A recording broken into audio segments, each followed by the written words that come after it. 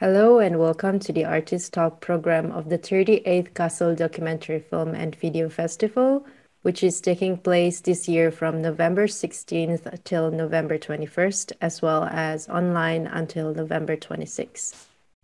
My name is Anera Shastika. I'm an artist, organizer, and freelancer based in Kassel, and I'm also part of the selection committee of the exhibition Monitoring Myth and Microgravity. Now we're going to show you Chronica, Body of Evidence, Biomedical Technologies, and Abstractions of Experience, a video lecture by Sophie Hoyle, whose installation Hyperacusis Chronica is being shown at the Südflügel KulturBahnhof as part of the exhibition. And with this talk, we hope to give you a deeper insight into Sophie's artistic practice and overall body of research. Sophie Hoyle is an artist and writer whose practice explores an intersectional approach to postcolonial, queer, feminist, critical psychiatry, and disability issues. Their work looks at the relation of the personal to and as political, individual, and collective anxieties, and how alliances can be formed where different kinds of inequality and marginalization intersect. They relate personal experiences of being queer, non-binary, and part of the MENA or Middle East and North Africa diaspora to wider forms of structural violence. From lived experience of psychiatric conditions and trauma or PTSD, they began to explore the history of biomedical technologies rooted in state and military surveillance and control. So welcome, Sophie. Thank you so much for being here with us. Thank you. Looking forward to your video again, which we will now play, and it's going to be about 40 minutes long, and then later we will have a short Q&A session.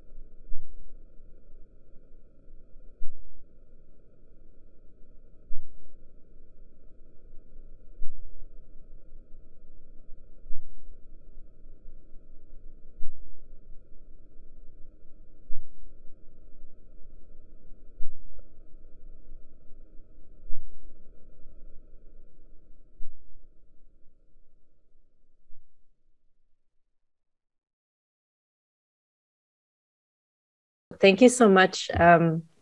I really appreciate how informative the work is, and also because you provide all these informations in a very accessible way. I notice it from the tempo of your writing and also the language that you use to provide all these informations, like a very huge research also, like I bet, and also but how important the research is. Let me take a look quickly at my note. Yeah, so I am, what I really appreciate also is how your works really offer the space for me, and I hope also for many others as well, to basically come with my own history or the histories that I know, and particularly to come together with these histories, because like I start to see the intersections, I start to see the relations. I will maybe go a bit more about that later. So I want to first ask a more basic behind of the stories of your work. Sure.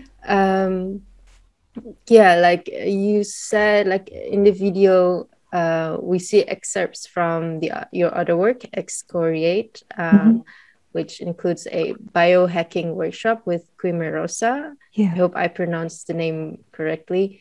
So can you tell us a bit about the biohacking? Like what was actually taking place? What was happening? Sure. So there are a few different biohacking processes going on in the video essay from a few different projects. I explained a bit about the biofeedback processes for the installations and the performances by using a Bitolino board that measures galvanic skin response electrocardiogram. But I didn't explain the lab work directly. So at the beginning, the Chimera Rosa workshop, it's called Transplant Workshop, and it took place in London in 2019, sorry. And this was about teaching DIY lab technologies. So it was a speculative experiment combining human hormones that we distilled from urine samples and combining them with plant cells, as well as slime mold. And this was just to observe the processes of learning how to work with biological material and to question the separations between plant and animal, and to discuss the ethics around lab work. There's also footage from the films Hyperacusis, and these two films were made through a residency at Autor, which has a biolab, Lab. And this was also a kind of speculative use of the lab rather than having a specific scientific outcome.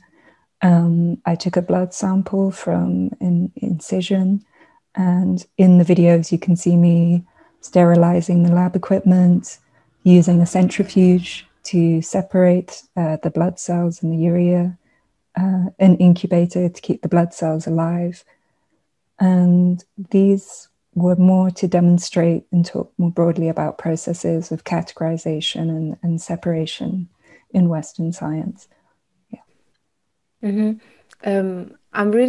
found it really interesting also, like in the way that you work with biofeedbacks and also speculative approach to technologies. It's as if for me, you're hacking these technologies as they are institutionalized, maybe, like, and you know, doing an artistic experiments to propose ideas of new forms how to mediate bodies, basically.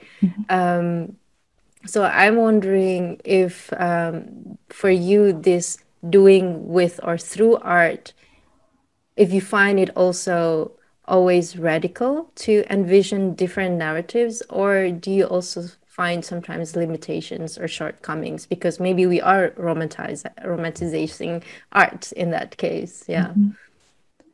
Yeah, I think in terms of my work, it's used mainly speculatively, and it's more to rethink the processes and uses of measuring and quantifying the body. And I think biohacking generally does have radical potential. It's become quite a broad term now that encompasses quite a large range of different activities, which might have different politics and intentions. But when I refer to that term, I mean it more in the history of like hacking and DIY technology and making technology accessible, opening up these scientific processes to a wider public. And so out of a lot of biohacking labs, there's also come the possibilities of like self-treatment or community healthcare for managing and treating some chronic health conditions. So it's sort of, operating outside of the institution and without all the gatekeeping and the bureaucracy and the mediation, which prevents access to healthcare. And it's also like a lot about this reclaiming the autonomy, right? Like, because you also like talk a lot about that. But I think they're also, that was the original intention, was to reclaim autonomy. I think there are a lot of limitations, a lot of it being kind of wider material limitations, even in a lower cost DIY setting, accessing and purchasing materials, setting up a biolab, even if it's at home or if it's a shared collaborative space. You have to find a space, potentially pay rent, all these other material constraints. So often a lot of biolabs have institutional or commercial activities to kind of keep it going. And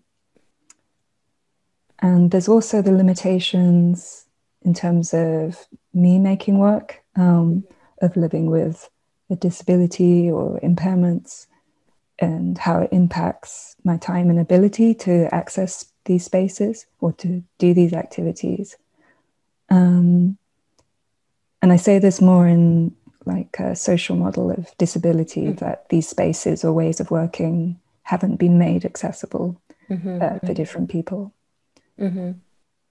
Even also maybe like our habits or understanding how art is produced, also like all the structure around it. And how during the pandemic, certain things became a lot more accessible, and we're obviously speaking now on video call, where for a large part, a lot of art events seem to have gone back to this IRL physical format.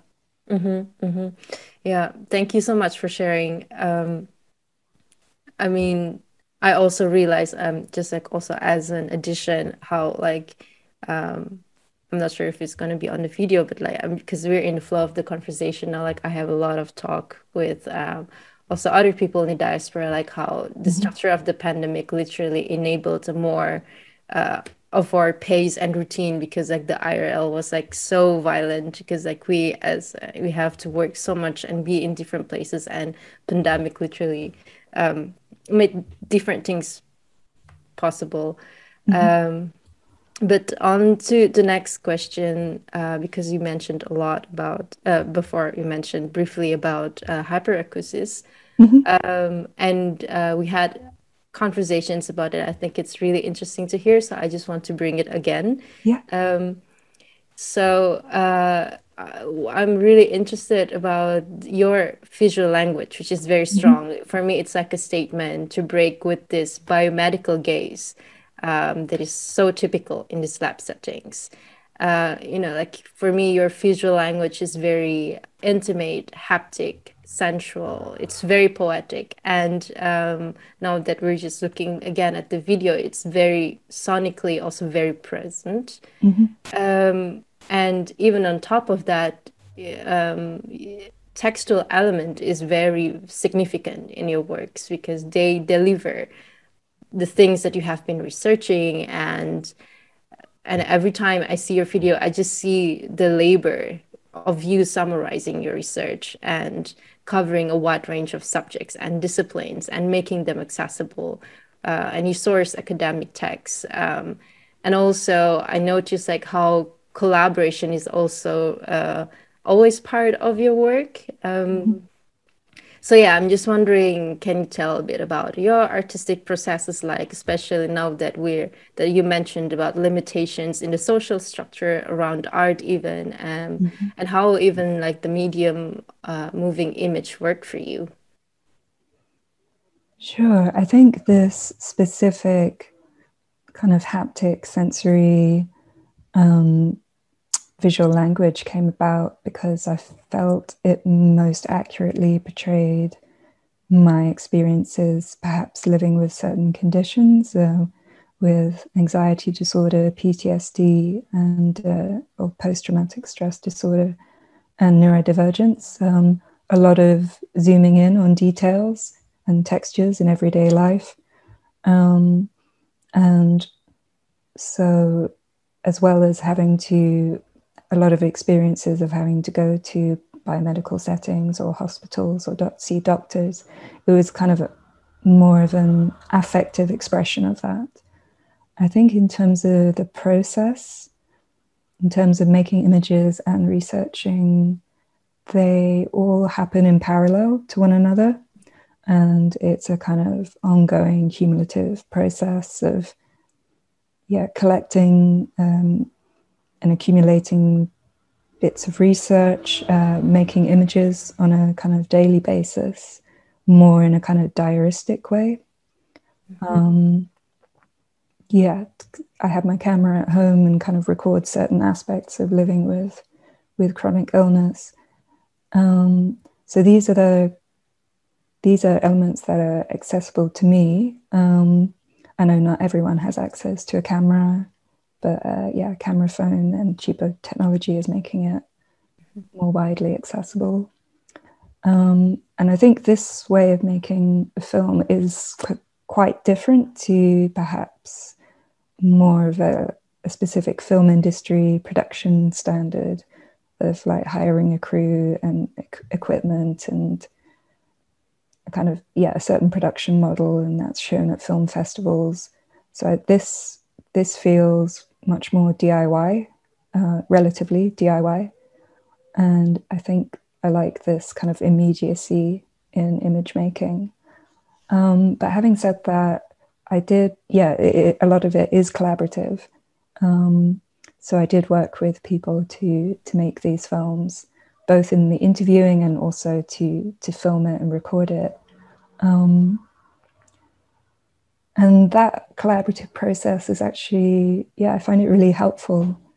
Because with a lot of conditions, health conditions, you can end up feeling very isolated. And also maybe being a self-employed freelance artist, that can be also quite isolating. So through collaborative processes, sharing and connecting with other people and feeling less alone. Yeah, I mean, also like in the industry, like film production is also like always requires a lot of space. And I think it's very, because you don't always mention collaborative as a thing itself in your work, but I see it like repetitiously, like how you work. And I think that's really, really important also. Also it teaches like I really appreciate like how you deal with it, and kind of like also for me it helps to rethink about like what does it mean to create work together, like not like this kind of practice like okay you have a crew and this is how it is done, and so like that, like this kind of DIY-ness and the approachness, like I really like that. And you also mentioned diaries. Like I was just like thinking like maybe that's also like one of the aspect why I find your work very spacious. Like it works for me in interpersonal, but also trans-historical level. Like it is very political, and at the same time, it's very intimate and person. Like it's very intimate also. Basically, a lot of things in your video always stays with me. I learned a lot, and uh, like I can find myself somehow. It's a lot. It's everything you wrote about in relation to like how mental health is also in relation to wider geopolitical issues, the instance of violent pathologization of something that is actually maybe a completely normal reaction to these realities. And also, I think a lot about the question of these power dynamics and the questions like who is allowed to not be doing okay and be recognized as such. What is also I find very important is that to understand that mental health is not always individualized and unpolitical. Yeah. So yeah, actually, this is not a question. It's just like I want to share my thoughts with you. Because like in my own research, I'm also like I think a lot about this concept called running amok, which is like also become a concept of mental illness, but like the origin is also like it is an Orientalist translation of the word amok, which is from Malay Indonesian context and entered the English language in the 18th century. And so like this process of linguistic borrowing portrays the other. And that was taking place in a colonial encounter, a very violent and aggressive context. And the word portrays the others as dangerous. And then Western sources classify running amok as a cultural specific syndrome because people in this archipelago, in the local practices, believe in spirit possessions. And then it was also like the case in the 60s and the anti-communist campaigns by the Western countries that they are used as a political tools, basically to shift the blame, to keep it short. And so why I think like,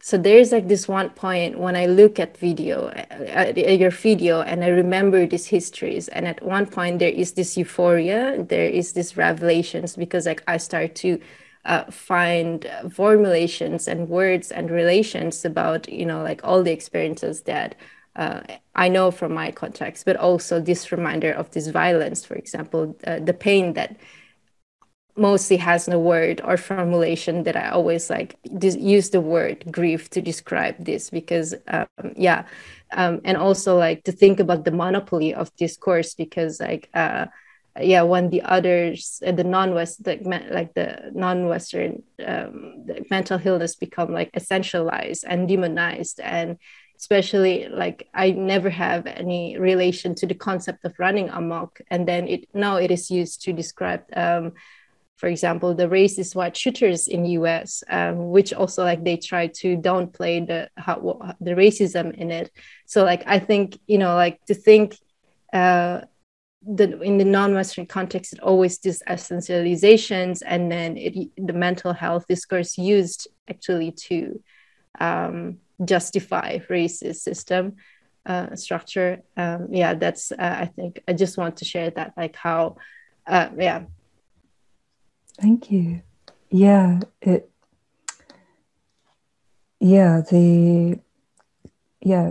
lot of coping mechanisms form as like a very proportionate response to a very extreme circumstance, and that includes the violence of Western colonialism and imperialism.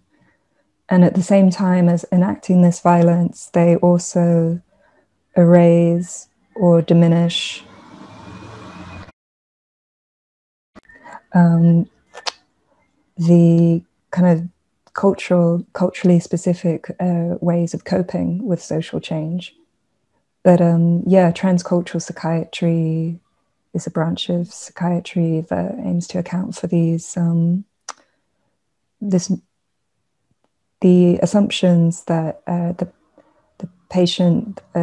the patient's idea of the body and the self is based on these kind of Western values, and to account for other cultural contexts and other understandings of the body and the self.